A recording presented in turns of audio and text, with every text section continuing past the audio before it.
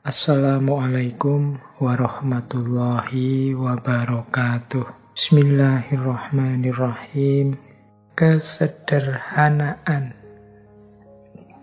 Ini banyak orang bertanya, seperti apa sih yang dimaksud hidup sederhana itu?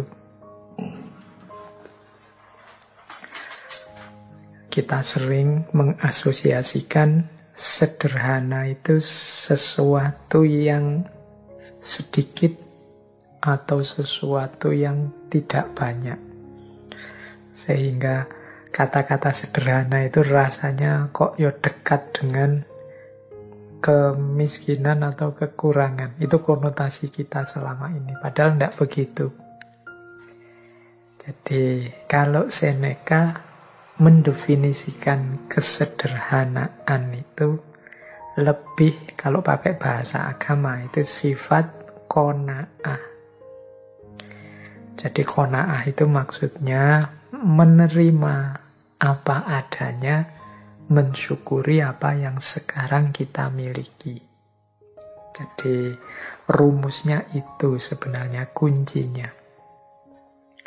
Kata Seneca begini, apabila Anda merasa belum puas dengan apa yang Anda miliki sekarang, maka Anda tidak akan merasa puas, walaupun dunia seluruhnya menjadi milik Anda. Jadi apabila engkau tidak merasa puas dengan yang engkau miliki sekarang, maka engkau pun tidak akan puas, meskipun seluruh dunia menjadi milikmu. Hidup yang bahagia adalah hidup yang sederhana. Berarti hidup yang ikhlas, rela, puas dengan apapun yang kita miliki sekarang. Inilah hakikatnya orang yang kaya.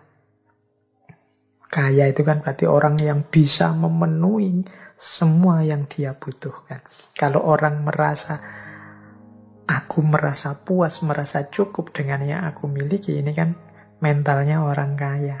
Dia merasa bisa memenuhi semua kebutuhannya. Aku merasa cukup dengan yang aku miliki saat ini.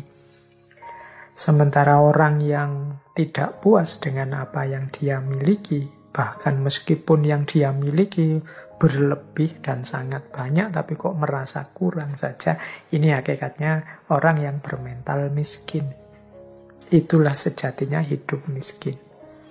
Berarti kesederhanaan itu ekuivalen itu maksudnya setara, sama dengan kekayaan. Dalam arti mental kaya.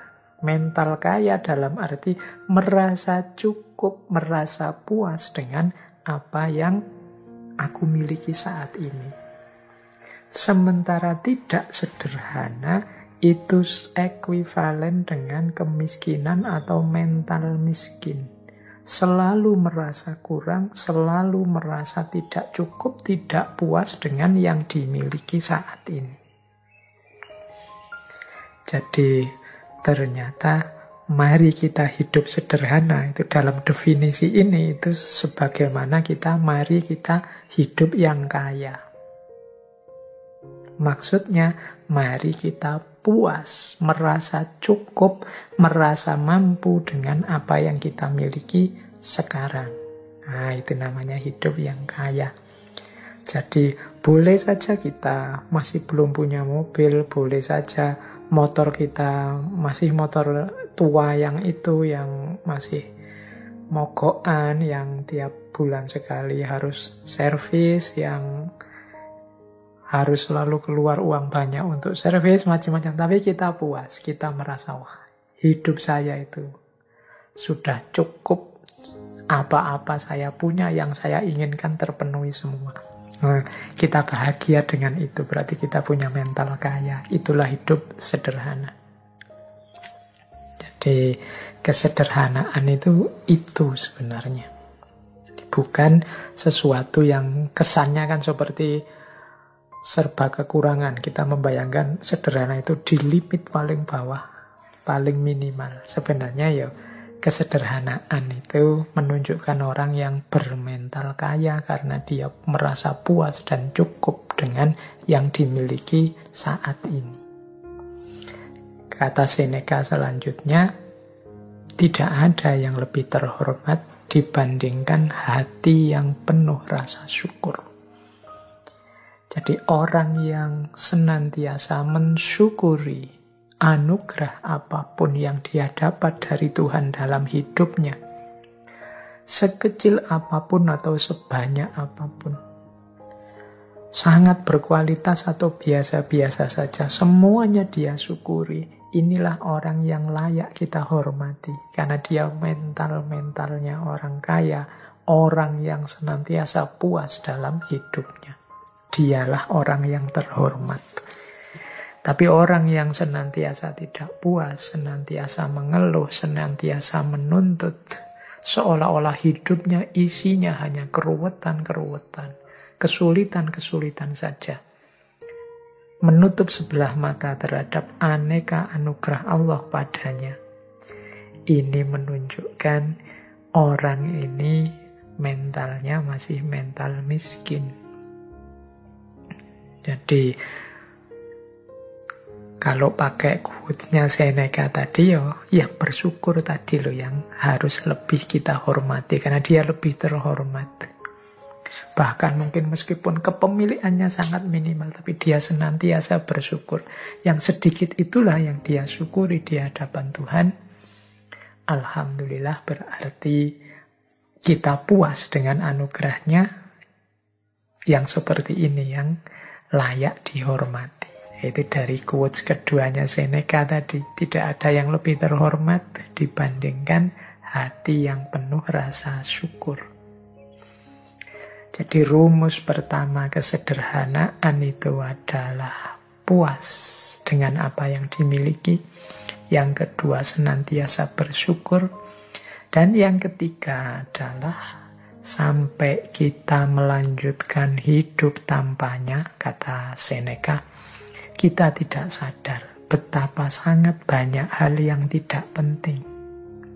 Kita menggunakannya bukan karena kita membutuhkannya, namun karena kita memilikinya. Yang ketiga ini pelajaran bagi kita untuk cermat, untuk jeli, melihat bahwa sebenarnya ada sangat banyak hal yang kita miliki itu sebenarnya tidak penting. Jadi harusnya kita berbagi dengan yang lain. Ini ciri hidup sederhana selanjutnya. Jadi sadar apa saja yang tidak terlalu penting kemudian kita tinggalkan. Ya, kita tinggalkan mungkin berbagi dengan yang lain. Baju misalnya, ini contoh mudah ya. Coba teman-teman ditengok lemarinya itu. Ada berapa puluh baju kita. Terus berapa yang kita pakai efektif sebenarnya. Itu mungkin sebagian besar bisa jadi mungkin 75% baju yang kita punya itu sebenarnya jarang dipakai juga. Mungkin saatnya kita berbagi. Kita hanya dengan 25% yang kita miliki itu sebenarnya kita sudah bisa hidup nyaman. Baju contohnya, mungkin ada yang koleksi sepatu, macam-macam banyak hal dalam hidup kita sebenarnya tanpa itu pun kita masih bisa melanjutkan hidup loh. Tapi karena sudah terlanjur punya, rasanya terus kita butuh. Kalau bahasanya Seneca, kita menggunakannya bukan karena kita membutuhkannya, tapi karena kita memilikinya. Karena sudah punya, dipakai. Karena bajunya sak lemari penuh, bisa gonta-ganti terus-terusan, bahkan masih beli lagi. Jadi banyak barang kita yang seperti itu. Mungkin ada yang punya sepeda saja berapa, mungkin ada yang punya motor 3, mungkin ada yang punya HP 2 apa 3, mungkin ada yang wong 1 saja cukup, motor juga 1 juga cukup. Tapi rasa serakah, rasa ingin punya lebih, ini yang disebut tidak sederhana, membuat kita terus mengoleksi hal-hal yang harusnya tidak terlalu penting untuk hidup kita. Yuk kalau sudah terlanjur berarti saatnya untuk berbagi. Berbagi itu mestinya ya ndak harus nunggu rusak dulu apa jelek dulu. Kalau bahasanya Al-Quran, kebaikan itu justru ketika kita berbagi hal-hal yang masih kita sukai, masih kita cintai. Berarti baju yang paling baik, yang paling kita senangi, kalau kita berbagi ke orang lain, itu sebenarnya itu pahalanya paling besar. Itulah kebaikan. Jadi yang ketiga ternyata rumusnya, mari kita jeli, hati-hati, tidak membeli, tidak mengoleksi, tidak mengumpulkan hal-hal yang tidak penting dalam hidup kita. Jadi kalau memang harus beli, ya kita beli yang memang kita butuh dan penting. Yang sudah punya tidak usah dikoleksi terus-terusan. Karena manusia itu kan karakternya memang kalau bahasanya Al-Quran, alhaakumut takasur. Berlomba-lomba, berbanyak-banyakan. Senengnya koleksi. Jadi kata Seneca, sampai kita melanjutkan hidup tanpanya, kita tidak sadar betapa sangat banyak hal tidak penting. Kita menggunakannya bukan karena kita membutuhkannya, namun karena kita terlanjur memilikinya. Nah, ini berarti saatnya bersih-bersih. Segala kemubaziran yang tidak perlu, yuk kita biasakan berbagi. Rumus ketiga itu. Rumus keempat, untuk hidup yang sederhana, kata Seneca begini. Ini melengkapi yang ketiga sebenarnya. Apapun yang melewati batasnya selalu dalam keadaan tidak stabil. Nah, yang ketiga ini rumus jangan berlebihan. Apapun itu ada batasnya. Apapun itu. Jadi bahkan termasuk kebaikan. Kan sering saya bilang, baik itu utama. Tapi terlalu baik kadang-kadang malah jadi tercela. Terlalu pokoknya ada terlalunya, itu kan berarti melewati batas. Membaca itu utama, tapi kalau hidup untuk membaca terus, nggak peduli makan, nggak peduli temennya sakit, nggak peduli apa, ya jadinya nggak utama. Rajin itu bagus, terlalu rajin itu ya kadang-kadang malah diketawain orang. Kuliah jam 7, rajin sekali, 6:30 sudah sampai di kelas nunggu dosennya.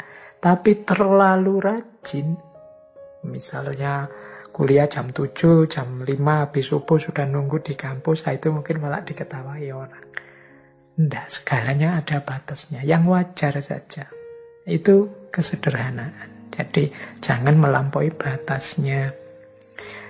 Jadi makan ya sewajarnya saja, jangan kekurangan.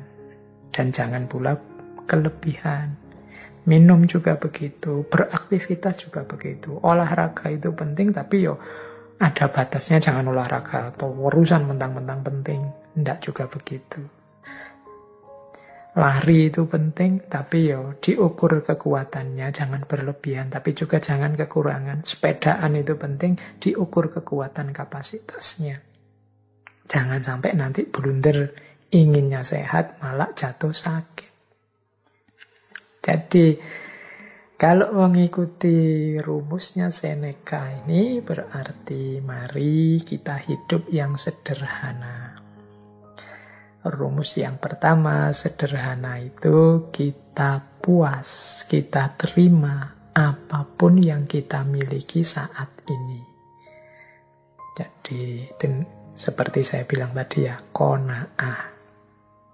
Yang kedua, mari kita bersyukur. Yang ketiga, mari kita hidup yang efektif. Jadi yang tidak penting, tidak usah diambil, dimiliki. Yang sudah terlanjur dimiliki, boleh kalau memang mungkin kita bagi untuk sesama. Dan untuk selanjutnya, jangan memubazirkan apa yang kita miliki untuk hal-hal yang tidak penting. Misalnya membeli yang tidak ada gunanya, hanya mengikuti hobi saja tanpa ngerti batasnya. Itu hidup sederhana. Dan yang terakhir ya tadi tentang batas. Jadi apapun yang kita inginkan untuk kita miliki atau kita lakukan, mari kita penuhi itu sesuai batasnya. Tidak kekurangan maupun berlebihan. Pas saja sesuai situasi dan kondisi kita. Nah, sekarang mari kita belajar tentang kebahagiaan. Baik, tentang kebahagiaan ada beberapa tips, beberapa kata-kata bijaksana dari Seneca. Yang pertama, kata Seneca begini, orang itu menjadi sengsara karena ia berpikir dirinya begitu. Begitupun dengan bahagia. Jadi, pertama, Seneca ingin mengingatkan pada kita, bahagia atau tidak, itu tergantung pemikiran kita tentang diri kita. Kunci pertama itu. Sama sekali tidak ada hubungannya dengan hal-hal di luar diri kita. Kuncinya tentang anggapan kita, pikiran kita terhadap diri kita. Sepahit apapun situasi, separah apapun kondisi, kalau kita menganggap, aku masih bahagia kok, aku masih bersyukur dengan situasi seperti ini, aku ini masih tergolong orang yang beruntung loh. Jadi aku harus tetap bersyukur dan bahagia. Loh, itu ya kita bahagia. Meskipun situasinya sebenarnya tidak terlalu sedih, tidak terlalu mengenaskan, meskipun hanya kesulitan kecil saja dalam hidup, tapi kalau kita merasa, wah, hidupku ini malang sekali, hidupku ini menyedihkan sekali, salahku apa kok Allah mengujiku seperti ini, ya jadilah kita orang yang tidak bahagia. Meskipun mungkin sebenarnya ujiannya hanya kecil saja. Sebaliknya, orang yang ujiannya sangat berat, tapi menganggap, aku masih bahagia. Masih banyak orang yang lebih malang dari aku, lebih sedih nasibnya dari aku. Aku masih tetap harus bersyukur pada Allah. Itu pun dia masih orang yang bahagia. Jadi bahagia atau tidak itu tergantung anggapan kita, pikiran kita tentang diri kita. Tidak tergantung pada hal-hal di luar diri kita. Apapun situasinya. Jadi bagi teman-teman yang ingin bahagia, ayo dimulai sekarang. Tidak usah nunggu nanti, tidak usah pakai disarati macam-macam. Saya akan bahagia Pak kalau lulus, saya akan bahagia Pak. Loh, bahagia sekarang tidak nunggu lulus juga bisa kok. Alhamdulillah, skripsiku sudah memasuki tahap akhir. Meskipun prosesnya lama, masih banyak teman-teman yang tidak selesai-selesai, bahkan proposal saja belum. Yang belum proposal, alhamdulillah aku sudah mulai nggarap proposal sebentar lagi. Banyak teman-teman yang sampai kena DO tidak sempat nggarap skripsi. Yang DO mungkin ya, alhamdulillah aku masih sempat merasakan seperti apa kuliah. Banyak loh saudara-saudara teman-teman kita yang sampai tuanya tidak tahu rasanya kuliah itu apa, sibuk dengan kesulitan hidupnya. Loh, ada sangat banyak alasan untuk kita bahagia, sebagaimana juga ada sangat banyak alasan kalau kita tidak mau bahagia. Tergantung kita milih yang mana. Yuk, mari kita tata cara berpikir kita. Biar kita hidup secara bahagia. Kemudian ada rumus yang kedua, kata Seneca begini, kehidupan yang bahagia adalah yang sesuai dengan sifat alaminya. Jadi kebahagiaan itu akan muncul kalau kita ngerti kondisi harmonis, seimbang, alami dalam kehidupan kita. Ini nyambung dengan yang tadi ya, yang bagian kesederhanaan tadi, bahwa kita jangan berlebihan. Hiduplah di standar yang alami saja, sesuai sifat-sifatnya. Kalau bahasa tadi, sesuai divine reason-nya, sesuai sunnatullahnya. Ya kita kuatnya makan berapa, kuatnya tidur berapa persen kita harus tidur, berapa persen harus makan, berapa persen harus istirahat.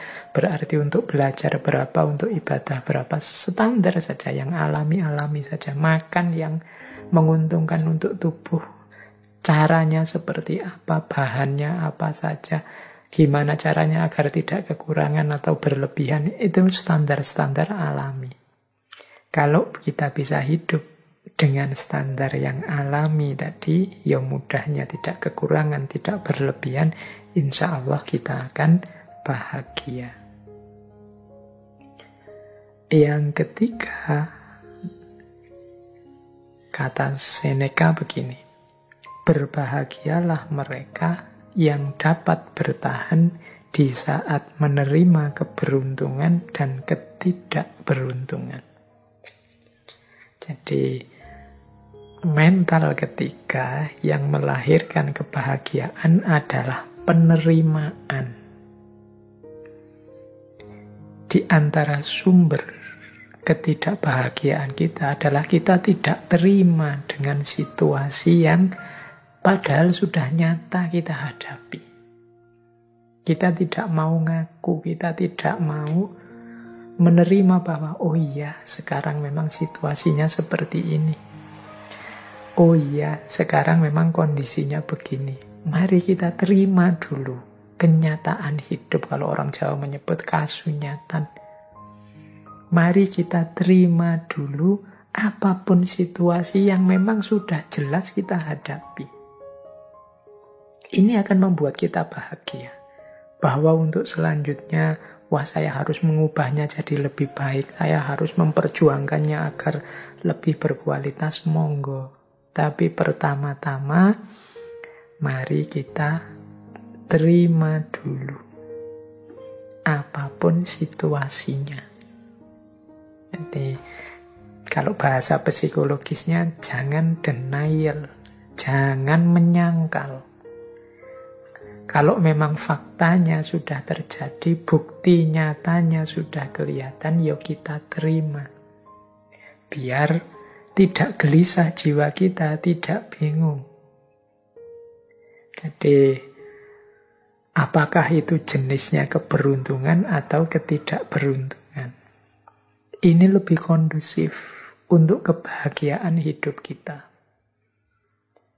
Dibandingkan kalau kita menolak terus, kita curiga terus, kita membantah terus, tidak terima terus. Itu secara psikologis tidak kondusif, membuat kita tidak bahagia. Akan lebih baik kalau kita terima. Pak, kalau kita dibohongi, akhirnya gimana Pak? Ya enggak apa-apa, kita akui saja bahwa kita memang dibohongi. Besok semoga saya enggak dibohongi lagi, berarti saya harus belajar. Itu lebih membahagiakan. Daripada sejak awal kita curiga, terus curiga itu pasti enggak bahagia. Suudzon itu pasti tidak membahagiakan. Kemudian hasilnya memang dibohongi, terus marah-marah. Ini juga tidak membahagiakan. Diakui saja fakta, berarti aku ini kurang pinter, aku ini kurang jeli, aku ini ternyata yang aku anggap aku ini pinter, ternyata aku masih bisa dibohongi, berarti aku ini memang manusia yang lemah. Sejak saat ini aku akan belajar biar tidak dibohongi. Itu mungkin lebih kondusif untuk hidup kita dibandingkan kita menyangkal terus, denial terus terhadap fakta yang memang sudah nyata kita hadapi. Lebih menenteramkan. Ini untuk level individu ya, level psikologi kita masing-masing. Mungkin kalau nanti urusannya beda, mungkin level sosial atau politik atau ekonomi logikanya mungkin berbeda, tapi untuk kenyamanan kebahagiaan hidup kita, penting bagi kita untuk mengakui dan menerima situasi yang kita hadapi, baik bentuknya keberuntungan maupun ketidakberuntungan. Nah, yang keempat, ini ada rumus dari Seneca begini. Keberuntungan itu adalah apa yang terjadi saat persiapan bertemu kesempatan. Ini rumusnya unik ya. Kita dulu sering mendengarkan kalimat kejahatan itu terjadi kalau ada niat dan ada kesempatan. Ini kata Seneca bukan tentang kejahatan, tapi tentang keberuntungan hidup. Keberuntungan hidup itu akan terjadi kalau persiapan bertemu kesempatan. Jadi kalau kita ingin hidupnya beruntung dan bahagia, berarti apa? Ayo kita mempersiapkan diri. Sehingga ketika kesempatan datang, kita bisa memanfaatkannya untuk kepentingan kita. Itulah namanya beruntung. Untuk hal apa saja yang kita inginkan jadi target-target kita, kalau tadi di depan aja tujuan hidup kita, mari kita siap-siap. Jangan sampai kesempatannya datang, kita belum siap. Atau sebaliknya juga, persiapan kita sudah matang, kesempatannya tidak datang. Hanya saja, kalau kesempatan kan kita tidak menguasai sendiri. Kesempatan itu kadang datang dari luar diri kita. Tapi kalau persiapan, itu kita sepenuhnya yang melakukan. Jadi mari siap-siap. Sampean ingin apa? Misalnya, saya nanti ingin jadi orang yang di masyarakat itu dihargai, kemudian mungkin disuruh ceramah, disuruh sambutan, bisa kalau tiba-tiba disuruh memberi tausiah, wah itu besok bayanganku begitu aku. Nah, berarti harus sejak sekarang latihan ngomong, latihan pidato, latihan ceramah, itu persiapan. Siapa tahu tiba-tiba ketemu momen, monggo mas memberi sambutan, memberi tausiah, ini Pak Yainya ndak datang, lu kita sudah siap. Itu kan keberuntungan. Begitu tampil, wah ternyata luar biasa. Besok diundang bicara lagi. Ya, itu namanya keberuntungan. Ketika persiapan ketemu kesempatan. Tapi kalau kita tidak siap sama sekali dan memang tidak menyiapkan diri, ya kesempatannya datang, dia akan lewat sia-sia. Monggo mas tausiah. Aduh mohon maaf saya tidak mampu, saya tidak pernah, saya tidak bisa. Ya sudah, kesempatannya lewat. Itu contoh sederhana. Dalam hal apapun juga begitu. Ketika teman-teman ingin meraih sesuatu, persiapkanlah diri sebaik-baiknya sehingga ketika sesuatu itu hadir, kita sudah siap menyambutnya. Itulah kuncinya hidup bahagia. Jadi beruntunglah kita yang ketika kesempatan datang kita sudah siap. Ini diantara rumusnya kebahagiaan. Berarti sehubungan dengan target-target hidup kita, keinginan-keinginan kita harus mempersiapkan diri untuk menghadapinya, mengelolanya begitu kesempatannya datang. Karena keberuntungan itu terjadi ketika persiapan bertemu kesempatan. Jadi ada 4 rumusnya kebahagiaan.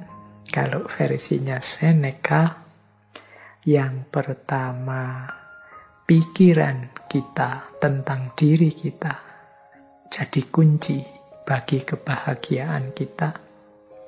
Yang kedua, hidup yang alamiah, tidak berlebihan, tidak kekurangan, sesuai sunnatullahnya akan lebih membahagiakan. Yang ketiga, kekuatan kita untuk menerima, kemampuan kita untuk menerima apapun situasi, baik beruntung atau tidak beruntung, adalah sumber kebahagiaan. Dan yang keempat, kesiapan kita untuk mengelola, menghadapi kesempatan apapun yang datang. Jadi itu antara lain kuncinya kebahagiaan menurut Seneca.